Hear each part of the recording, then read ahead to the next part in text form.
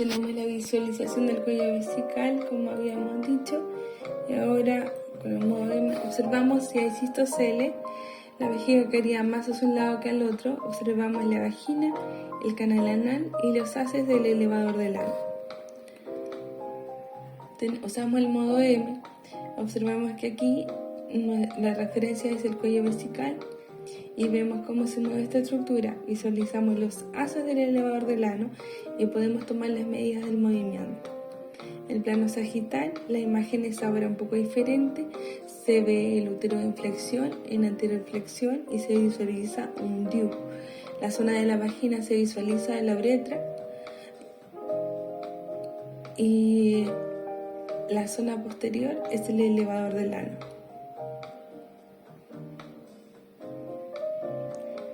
Tenemos la exploración funcional, hacemos una evaluación, la contracción del elevador del ano,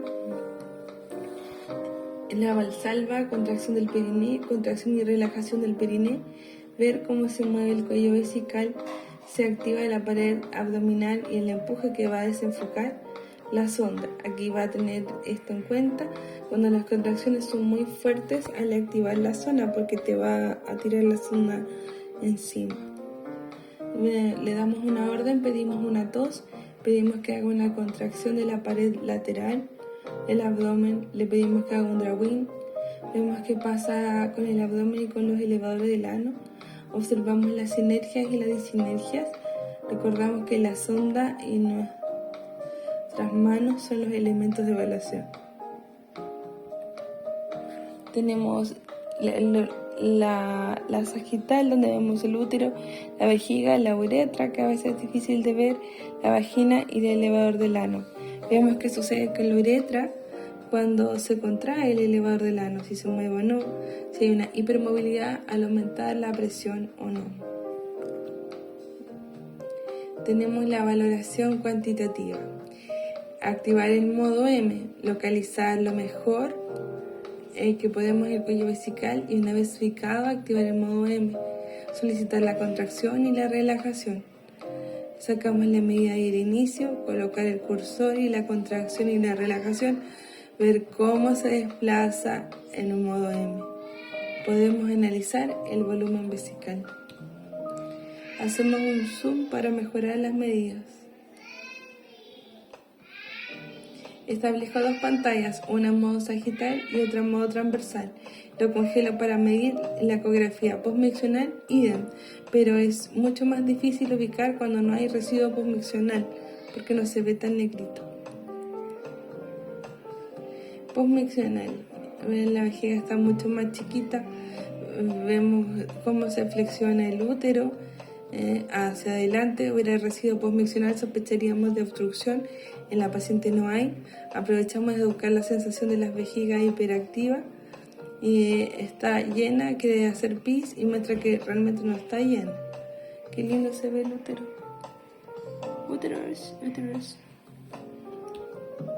La ecografía transperineal es de Dr. Dietz, pero nosotros la damos vuelta para que nos quede una evaluación mucho más funcional.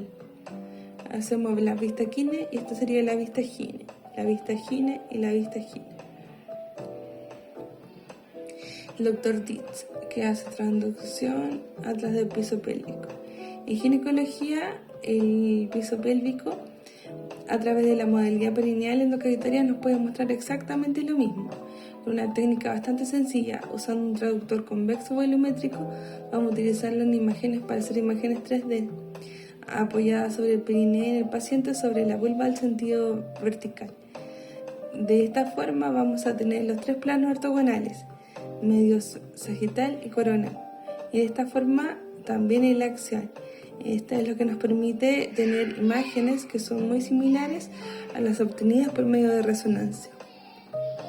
El plano axial. Entonces, al realizar una reconstrucción renderizada del plano axial, vamos a tener acceso, como les dije, a una estructura muscular, que es el elevador del ano, nuevamente uretra, rama inferior del pubis, foramina y ampolla rectal y músculo elevador del ano.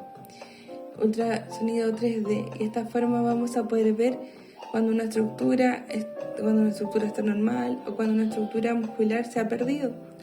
Ustedes pueden ver cómo existe una evidencia asimétrica en el lado izquierdo y en el lado derecho. Esta es la pérdida de la inserción del músculo en la rama inferior del pubis. De esta forma encontraremos que este mínimo de dimensión del hiato hacemos los intervalos de intercortes de 2,5 milímetros y esto es lo que vamos a ver. Vamos a centrar nuestra mirada en los tres planos centrales, en donde la sínfisis del pubis, el diámetro de la mínima dimensión, va a estar entreabierta. Luego va a estar cerrándose y posteriormente va a estar cerrada. Estos tres planos son los que nos van a dar la magnitud del trauma y que recuerden el músculo es un continuo en una estructura tridimensional, por lo que evalúa en dos planos no nos van a permitir decir cuál es el grado que tiene el trauma. Por eso necesitamos un ultrasonido ecográfico. Acá hay tres zonas donde sale afectado, por lo tanto habría un desgarro del hiato. También puede haber un micro desgarro, microtrauma. Entonces vemos que se distiende el elevador y vuelve a estar, pero ya no vuelve igual. El trauma macroscópico que acabamos de ver es la evaluación o abulsión de disensación, pero no era el único. Puede presentarse también en este músculo. El trauma existe el microtrauma del elevador del ano, que corresponde al trauma que sufre la microestructura. Si ustedes estiran el músculo estriado y van a reducir dos cosas, no lo van a poder estirar a toda la vida porque en algún minuto ese músculo se va a romper. Pero antes que se rompa la otra estructura, las bandas de actina y miosina puede dañarse irreversiblemente. ¿Qué quiere decir esto? Que en un momento las bandas pueden haber estado así apretadas, pero después de la sobredistensión las bandas pueden quedar más laxas y eso puede no ser capaz de contraerse como lo hacía antes. A esto se le llama un daño ultraestructural y microtrauma del elevador del ano. El abombamiento. Vamos a ver que básicamente el abombamiento es la apertura que sufre el hiato urogenital. Al realizar un valsalva, el hiato original empieza a ampliarse groseramente y ustedes piensan al hiato como un pontificio hernial más grande que tiene la economía humana. Mientras más grande es el orificio, mayor es el riesgo de que las estructuras que estén por encima del orificio, es decir, vejiga, útero recto, intestino, se prolapsen. Este es el ballooning. El abombamiento, un hiato normal, un abombamiento leve, moderado, marcado y severo. Tenemos un abordaje transperitoneal con un transductor convexo donde vamos a tener la sínfisis púbica. Recuerda que esta es la parte anatómica que es más importante para nosotros.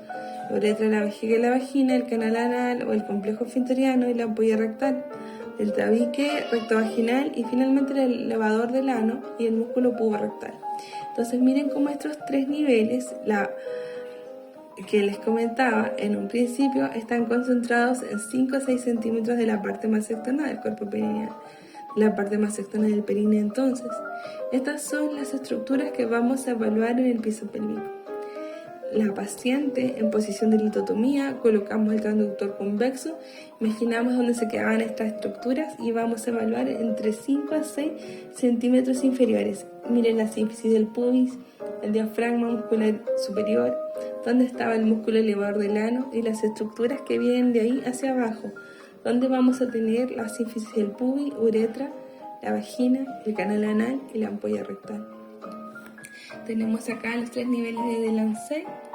Vamos a hacer una adquisición de las imágenes 2D, donde está la imagen de excelencia, que es el plano medio sagital, y la vamos a tener en reposo. Donde vamos a ver el nivel 1, miren acá la parte del útero, lo que significa que aquí estaríamos en el cervix, y esta es la parte que está todo el soporte, el anillo pericervical, o sea, los ligamentos cardinales y uterosacros.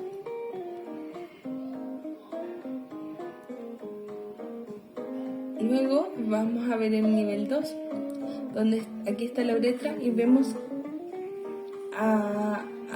y vamos a tener acá toda la fascia pubocervical, el soporte de la pared vesical. Aquí vamos a tener una pared posterior, el tabique rectovaginal y su suspensión también el anillo al inferior del cuerpo perineal. al nivel 3, que es toda la parte del diafragma urogenital, donde tenemos el meato de uretral, donde vamos a tener toda la parte del ligamento de continencia urinaria, puboretrales y uretropélvicos, el cuerpo perineal y su unión junto a todo el complejo esfinteriano. Entonces, miren cómo comenzamos esta anatomía del piso pélvico en 5 o 7 centímetros, donde además tenemos un compartimento anterior, un compartimento apical, un compartimento posterior. Entonces, es una nueva dimensión de anatomía para tener las imágenes y las disfunciones del piso pélvico.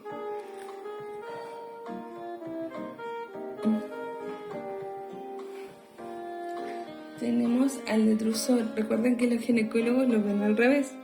Nosotros la imagen la veríamos acá, en el 3, 2 y 1. Nosotros el grosor del detrusor lo hacemos en Valsalva, máxima a nivel del domo. Lo ponemos a encontrar engrosado en paciente que tiene una vejiga hiperactiva con una sensibilidad del 85% y una especificidad del 85%. El ángulo retrovesical, la rotación, como les decía, en reposo y en Valsalva. En Valsalva, la pared posterior de la vejiga y la pared posterior de la uretra. La presencia de funneling, que se asocia a incontinencia urinaria severa, subtipo 3. Y vamos a ver el compartimento posterior, cuántas quedan de esta. Demos una pausa.